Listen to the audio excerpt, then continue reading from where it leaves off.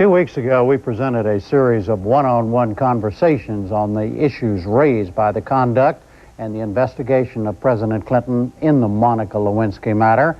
And two of the participants with very different views are back now, together this time. Calvin Trillin, who's an author and staff writer for The New Yorker and columnist for Time magazine, and William F. Buckley, who is also an author and editor-at-large of National Review. Bill Buckley, should the House vote articles of impeachment against the president? Positive. Why?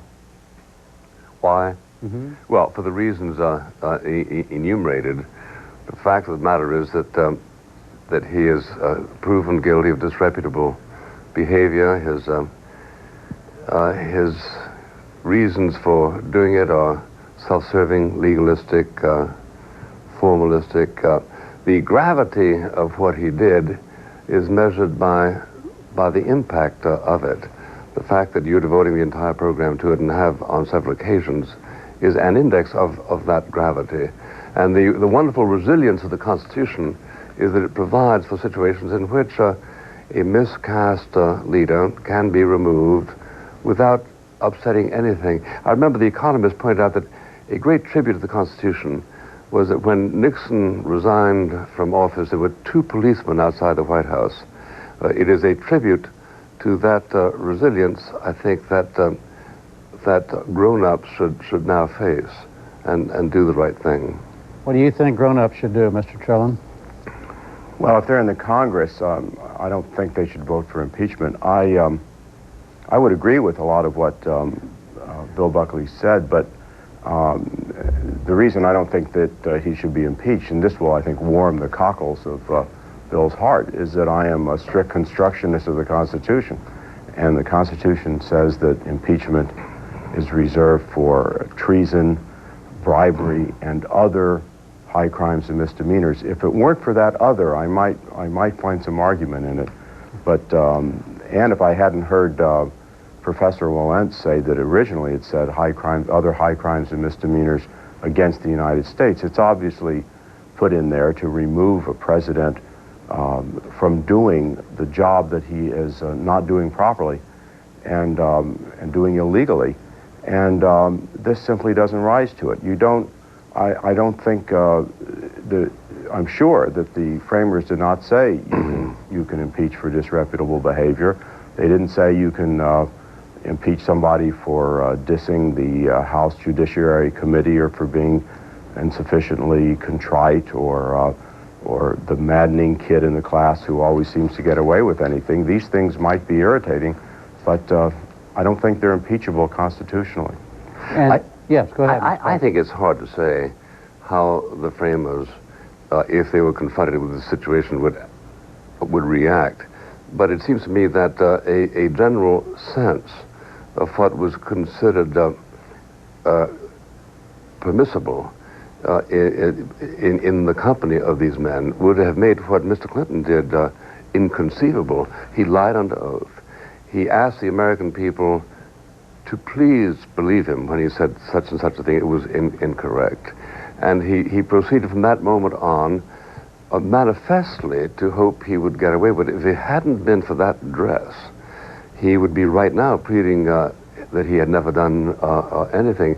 That suggests a lack of judgment. Here he was engaging in an act that would slow up his entire career and perhaps even abort it. It would become the talking point of the entire world. And notwithstanding that, he proceeded to do it. By the time that tip-off came, Lewinsky had told 11 people about it. Now, a president who uses such a bad judgment is a president we shouldn't, in my judgment, continue to keep in charge of so important an office. Bud Trillin? Why should we keep him? I wouldn't argue. I think it was worse than bad judgment. It was reckless behavior. But the Constitution doesn't say to impeach him for reckless behavior. And I think there's a reason for that, and it's obvious, and a lot of people have talked about it. It says in the Constitution you can only impeach him for some high crimes and misdemeanors specifically mentioned because they think it ought to be hard because it reverses an election. I don't think people who voted for Bill Clinton thought they were voting for Woodrow Wilson. Most of this stuff was out, except for he hadn't been caught. They voted for him twice.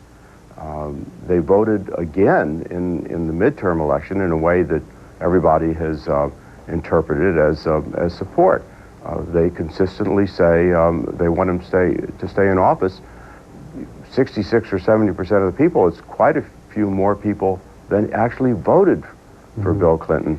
And I think reversing an election is a momentous thing, and purposely, I think the Constitution says it ought to be reserved for treason, bribery, and other high crimes and misdemeanors.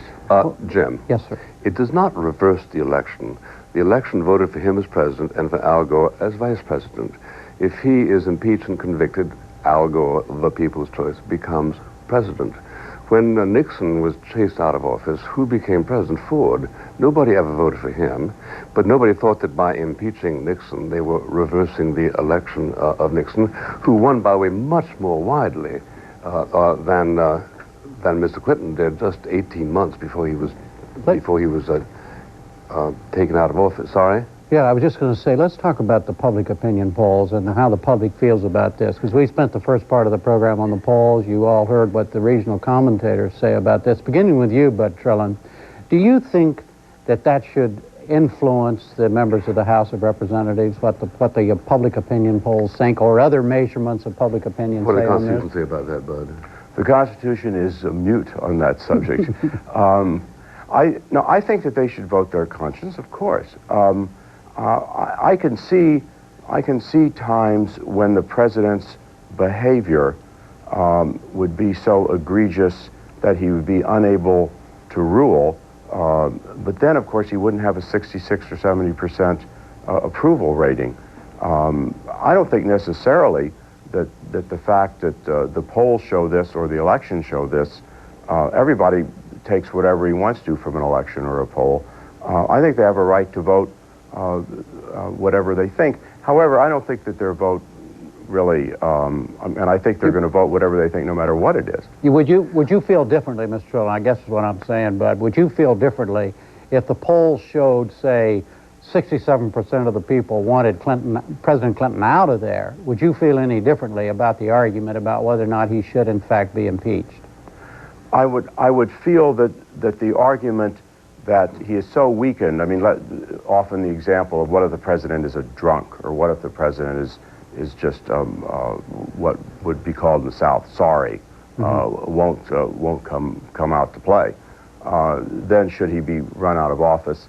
I think the answer is still no, but there's more of a case for it, I think, if people have totally lost confidence in them. And I merely think that this is a card that can't be used here because it's obviously not true. Mr. Buckley. I think the American people aren't enormously distracted by this. They have, as some of your guests have just pointed out, their own concerns.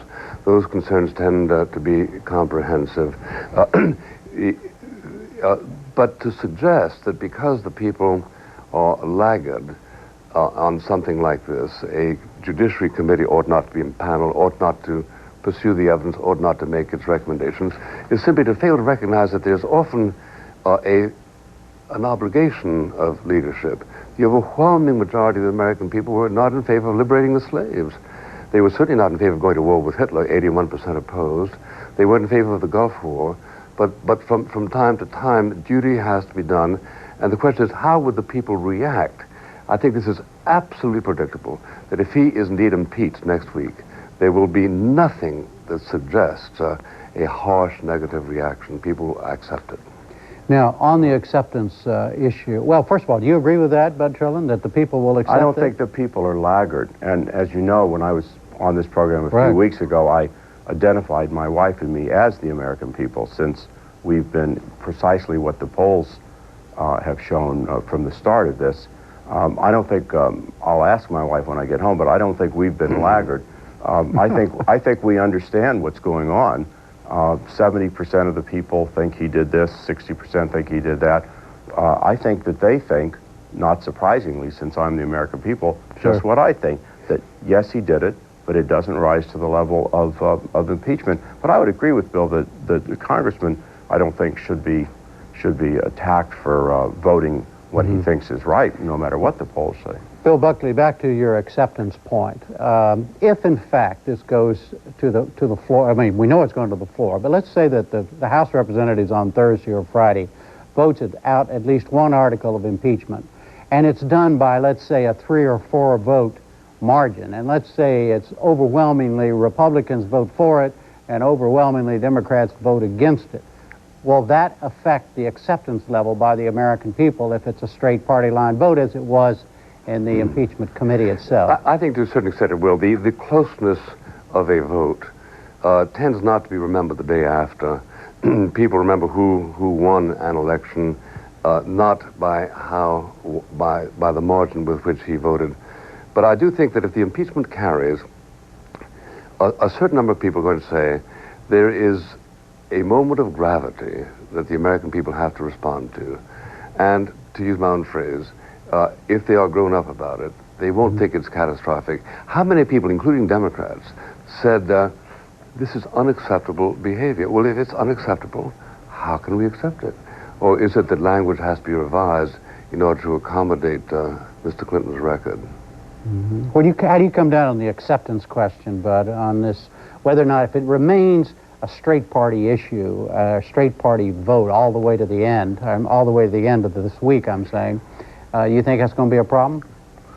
Well, I think the Republicans are counting on the possibility that it won't be a problem because of the passage of time. I mean, there have been stories in the paper today that they figure in 2 years, people, by the time the next election comes around, people will have forgotten it. But it's hard to lose the feeling that one party is running the president of another party out of office, or at least attempting to. I mean, or using this newly popular idea that Mr. Smaltz, the SB special counsel, has now propounded, that indictment itself is a good thing because it sort of stiffens the backbone and it keeps the other people from reaching into the cookie jar if it doesn't pass, if they know it's not going to pass in the Senate. I don't think many people believe that, but I certainly wouldn't be able. I don't know. I wouldn't be able to. Carter's done everything he could. Tell me if I'm interrupting. No, he's done everything in the world he could to keep that impeachment from being recorded. He doesn't mind censure. He will accept a half dozen censures. But if he feels that strongly about it, he must feel that the impact of it, whether moral, historical, or even academic, is something that he simply doesn't want to happen. That's why people are struggling so much against that impeachment being carried. Oh, I don't think he wants it to happen because he'll be the second president impeached and all that. I mean, no, I can't imagine anybody in his position would want it to happen. And if it sort of rebounds on the Republicans in year 2000, it's not really going to mean much to him. I can't imagine. He would want it to happen, but I don't think that means it's a good thing, the fact that he doesn't want it to happen. Bill Buckley, the polls here again, the polls show that an overwhelming majority of the American people want the president to be censured rather than impeached. How do you feel about censure as an alternative? Well, I listen to people who say that it's extra constitutional. It may not be unconstitutional, but the New York Times, for instance, wants it. A lot of people want it who don't believe that that this is an unconstitutional aberration. But there is the question, is it a bill of attainder? Is the pressure for censure backed by a huge fine, a form of pressure without process? The reason people would settle for censure is they want some evidence that they agree that what he did was wrong. But they're stopping short of impeachment. It's a stop short, in my judgment, of the process designated by the Constitution as where you go when somebody has incapacitated himself morally and actually by his offenses, which include, of course, perjury and the abuse of office. Bud Trillin, you have a censure opinion? Well, I'm obviously not a constitutional lawyer. I heard on television the other day that of the ones asked, something like 12 to 4, they thought it was constitutional, and some of the others weren't sure. I think if they coupled it with a fine, they'd have a bill of attainder problem, presumably. But I can't imagine that since they've censured so many other people, I can't imagine they can't do it. Who's going to object to it if he's agreed to it? So yes, they could do it, and I suppose that people are looking. I think some people on both sides are looking for a way out. But I think that the Republican leadership is now somewhat in the position of those people in drawing room comedies who burst through the door and say something and are going to do it no matter what. And what if he didn't agree with it? What does that have to do with people saying he would agree to censure? Yeah, I don't think it makes... You don't have to require an acquiescent president. Oh, I absolutely agree that it doesn't make a difference if he agrees to it. The only point about his agreeing to it is that if he agrees to it, presumably he wouldn't be challenging it in court and saying that they can't do it. I don't think you can't challenge in court a censure motion, can you? Let me ask you both. Both of you are been around a while, trained observers, writers, etc. Do you feel a moment of gravity in our country at this moment, Bill Buckley? Well, yes, I do. I do, because the easy thing to do is to do nothing. And when one opts for the easy thing to do, when face to face with a challenge of this kind, it seems to me an emaciating experience. It seems to me to turn back on the right thing to do. And that is a debilitating national inclination. A sense of gravity, Bud Trillin? I think if it's possible, it's almost anti-gravity. I mean, it's such a bizarre case, and anything that only happens twice in 200 years carries a certain gravitas.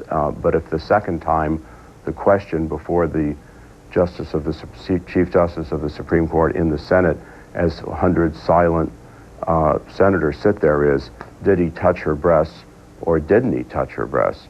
That it has to be sort of cut it out. Anti-gravity. Right? Come on, you're making fun of it. The question, did he touch his breast, did not touch his breast, is a kind of legalism to which the defenders, the White House defenders of Mr. Clinton, have let themselves go.